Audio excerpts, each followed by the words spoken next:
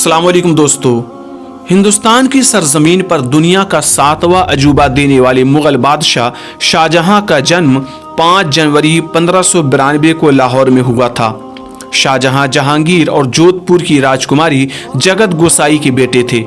मुगल बादशाह अकबर ने इनका नाम खुर्रम रखा और शाहजहां की तरबियत के लिए रुकैया बेगम सुल्तान को मुकर्रर किया गया और होश संभालने तक शाहजहां इन्हीं की तरबियत में रहे। 4 साल की उम्र में उनकी पढ़ाई शुरू हुई। मौलाना कासिम बेग तबरेज़ी समेत मुख्तलिफ उस्तादों से शाहजहां ने तालीम हासिल की, लेकिन सबसे करीबी उस्ताद हकीम अली गिलानी थे।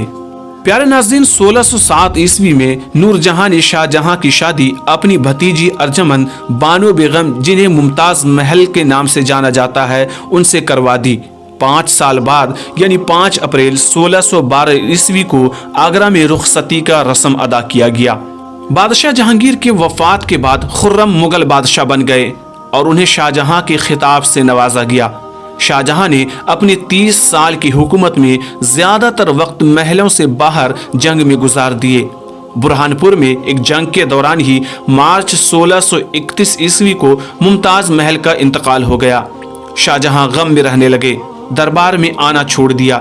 लेकिन जब 1632 ईस्वी में ही दक्कन में कहत और भूखमरी पड़ गई, फसलें तबाह हो गई, शाहजहां दोबारा दक्कन गए।